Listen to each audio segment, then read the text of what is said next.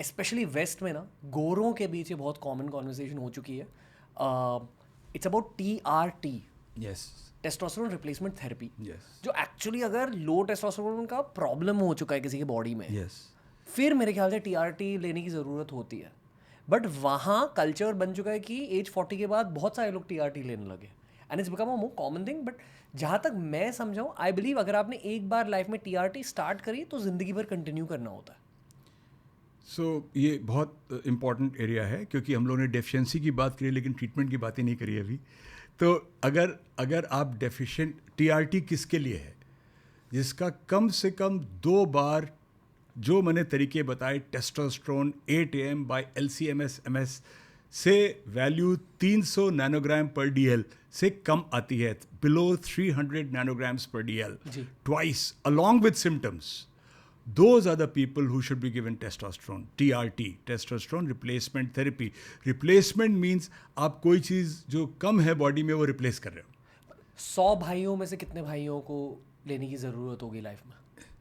अगर आप सिर्फ लेवल्स पे जाओगे तो मेरे एज ग्रुप में 20% लोग को होगी, 20 लड़कों को.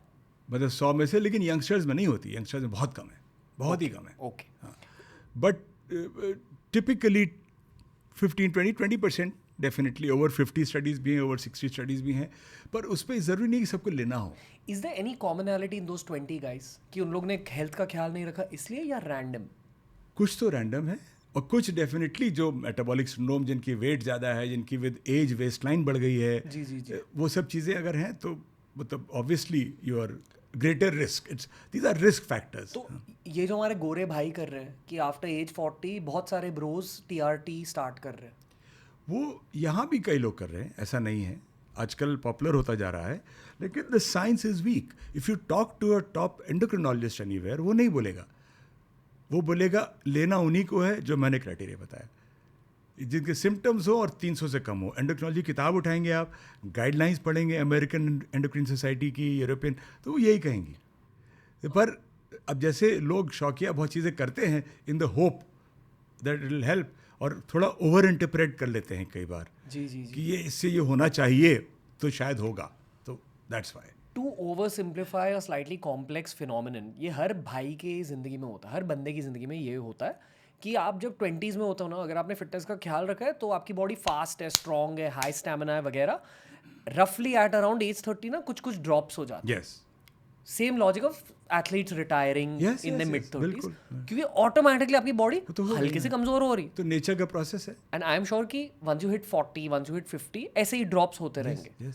मेरे ख्याल से इन्हीं ड्रॉप्स की वजह से सारे गोरे अभी TRT के बारे में Yeah, सोच रहे हैं, yes. क्योंकि वो यूथ वाली इनसिक्योरिटी होती है.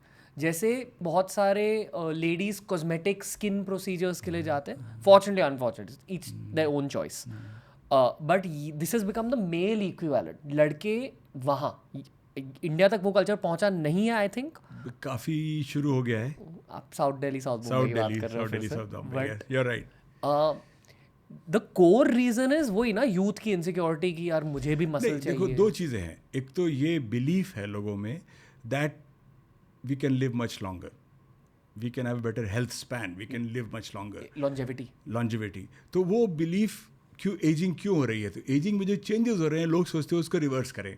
कुछ लाइफस्टाइल से करें और कुछ जो नहीं है वो दवाई से करें. जी. तो that is a concept, but वो मतलब ऐसा प्रूवन नहीं है कि आप टेस्टोस्टेरोन लोगे, अगर आपका क्लियरली लो लेवल नहीं है तो आपको बहुत फ़ायदा होने वाला है, ऐसा.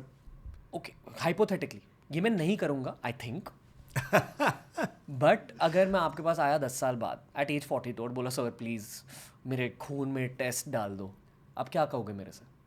नहीं, मैं बोलूँगा देखते हैं तेरे टेस्ट क्या है यार, तू पहले टेस्ट तो करा क्या ठीक से समझ. But if I am sure नहीं मुझे TRT करना ही है सर, मुझे मेरे मसल्स की याद आ रही है, मैं तो मना कर दूंगा, क्यों?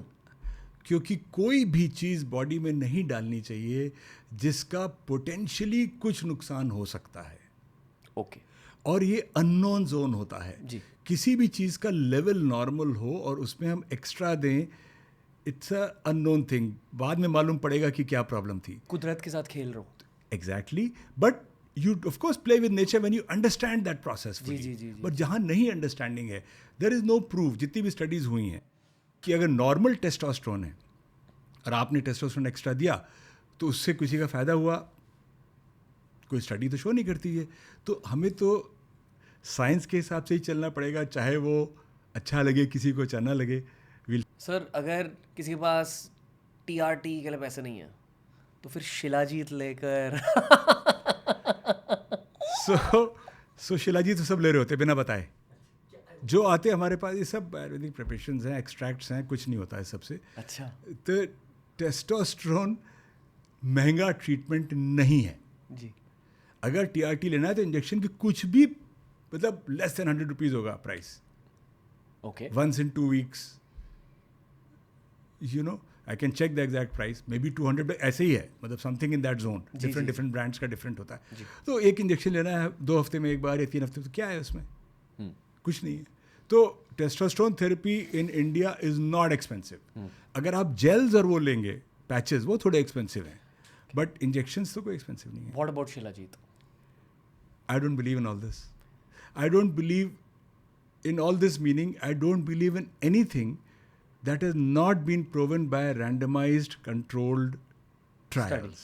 Okay. Whether it is Shilajit, whether it is TRT for normal level testosterone, जब तक वो ट्रायल से प्रूवन नहीं है तब तक तो कुछ भी कोई भी ले सकता है। जी सर। तो ठीक है, लोग लेते हैं। okay. तो शिलाजीत जैसी चीज़ पे ट्रायल होनी चाहिए, बिल्कुल होनी चाहिए, प्रॉपर। इतने सारे लोग ले रहे हैं और जनरेशन से ले रहे हैं, तो करो तो proper trial. And if you prove it, I'll be very happy to use it. But what is the understanding of Shilajit? What effect does it have on the body? सब testosterone-like compounds हैं, बस that's all. मतलब thought to be. कि stamina बढ़ेगी भाई. That is the logic. Mostly placebo effect. मैंने शिलाजीत लिया अभी. बस mostly placebo effect. पर अब जैसे मैंने बताया, अभी सप्लीमेंट्स का प्रॉब्लम मेरे साथ क्या है, अभी मैंने पिछले हफ्ते देखा किसी को, वो 36 सप्लीमेंट ले रहा था मेरे एज ग्रुप के। 36 सप्लीमेंट्स, हर चीज़, आयुर्वेदिक भी, ये भी, यूनानी भी, वेस्टर्न भी, सब चल रहे। लो भाई, मैं क्या मतलब, what can I do?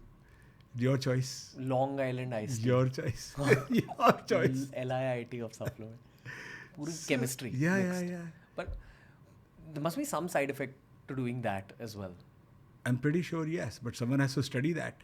When you are using things, see it's funny, हम लोग कोई भी नई दवाई के लिए इतना क्वेश्चन करते हैं, राइटली सो, साइड इफ़ेक्ट्स होंगे जी, साइड इफ़ेक्ट्स नहीं दिखाए, ये फार्मास्यूटिकल इंडस्ट्री बेईमान है, इन्होंने छुपा के रखा हमसे, ये किया वो किया।